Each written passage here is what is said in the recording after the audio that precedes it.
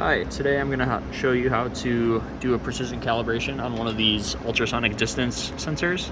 I specifically have the UQ1 G60E. So I'll show you my setup. So basically I just have the sensor here.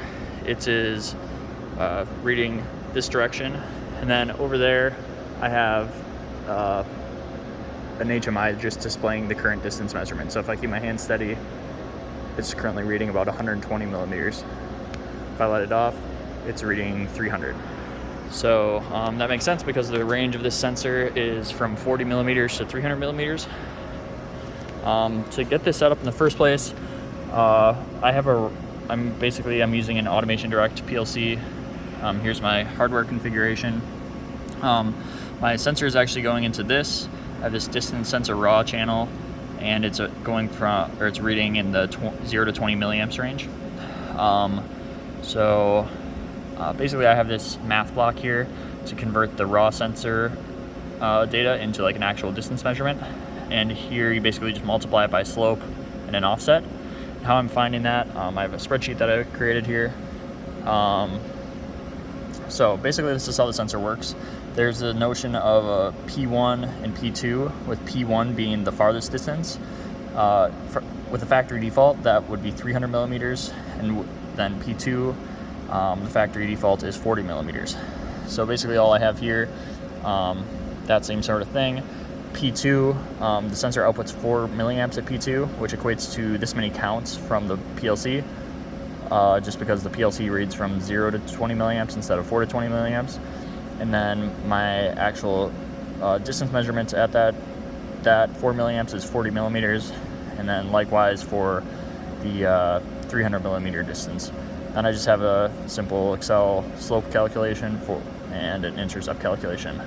So basically, those are the two numbers that I plug into my distance sensor here. So see both of them on the same screen, just like that. So anyways, that's how I get the standard scaling for the sensor. To get the more, what I find here is I really don't have to measure over the full 300 millimeter range of this thing. I really need to measure maybe about 1 or 2 inches. So what I was finding is that I would jog my robot about a half a millimeter at a time, and the actual sensor output wouldn't change until I had done that 3 times, so covered a distance of 1.5 millimeters, which isn't precise enough for my application. So then I'm looking at, or basically figuring out how to do the custom sensitivity adjustment on this thing. And basically how you do that is you create a new P1, or you basically teach P1 and P2 to the sensor, and then it will be much more accurate. So that's basically going to be our process.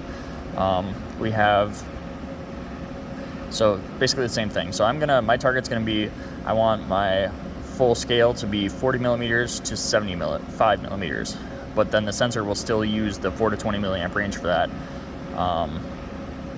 And it'll just be much more precise, and I'll be able to see, basically that sensor will be much more precise. So down to how to actually do that. It's a little awkward, but go back over to the sensor. So, like I said before, the sensor is like in factory calibration mode, just came from the factory. If I would recommend starting by forcing a factory reset.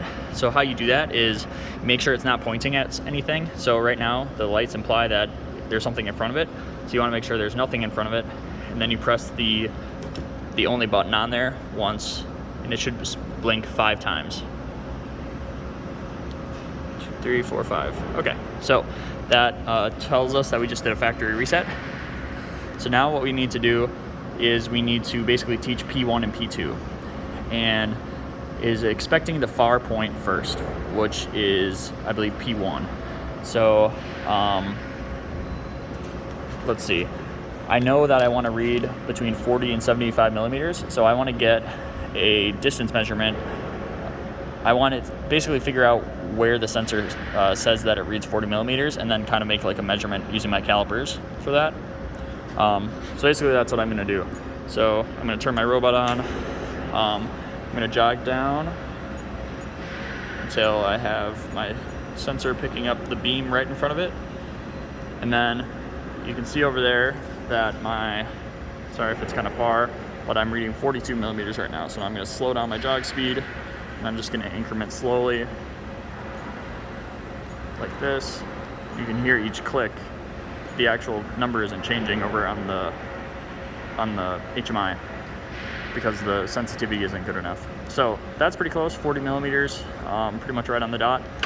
And now I've already set this up, but I just can basically set my calipers here such that it's basically when we're 40 millimeters away, so I can just get into this position a little later.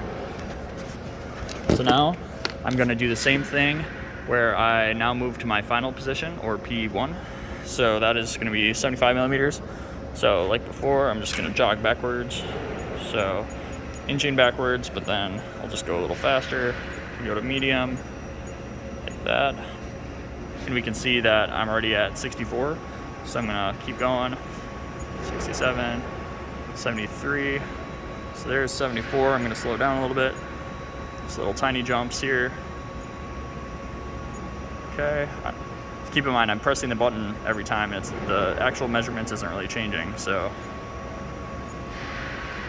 okay, there we go. Then it jumped up by 1.5 millimeters almost. So I'm going to go back down like 2. So let's say that's close enough to 75. Now what I do, the process here is when we're teaching, so I basically push the button once to tell it that I want to teach P2, which is the far point. So I do that, and it just continuously blinks, indicating that it's ready for me to move to P2, which is at 40 millimeters. Now if you notice, the reason I did the whole calipers thing is I'm going to jog with my robot. I'm jogging forward. So I'm jogging forward there. That light is still blinking, but my actual sensor distance isn't changing. Mine is just the bit flipping from the noise. So that's why I need to basically line this up with my calipers, which I don't have enough hands for this, but basically I go here until that gets back to about the exact same spot. So I can basically see that I'm a little too far in right now. Just barely though. So I'm gonna put my calipers down. It's a dang dead man switch. Gotta always keep your hand on it. Okay, so go into inch mode. Back up a little bit. So that was 1.5 millimeters. So trying that again.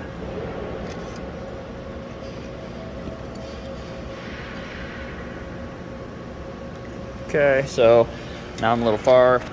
I'm just gonna do a quick where I jog a couple points forward and boop, boop, and then we'll call that good. So now you notice that we're still blinking. So now I'm gonna click this one more time. It should pause for a second and then blink 5 times. And then it'll just go back to nothing. So clicking. Okay, and then it just goes back to its standard state. So now we can see that when I jog the robot, so I'm gonna still use the inching mode where it moves about 0.5 millimeter each time. So we can see I'm moving the robot actually 0.5 millimeter, but the robot, like the actual scaling or the distance measurements, is changing by much more than 0.5 millimeter, and that's because our scaling is off, and because we haven't updated it from before. So we go back to here. So basically, this is what we're shooting for. I taught it for 40 and 75. So here's my new slope and offset. So basically, I just type that in here. So it's going to be sorry, I'm over here. Copy. We want to paste there. Paste. And then we're going to copy here and paste. And add that plus sign back. Okay, then we hit OK. We're gonna send those changes to the PLC. And now we go back to inching our robot. So I haven't moved the robot, but it came back down to like a more reasonable distance now. So we're reading 42, basically 43 millimeters.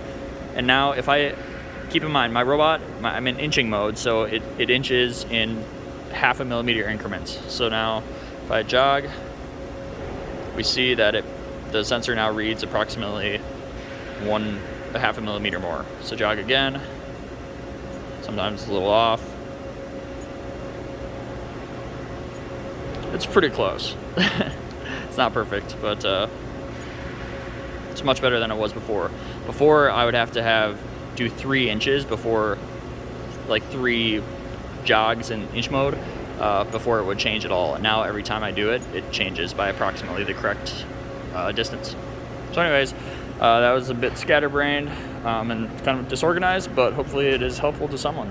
Thanks.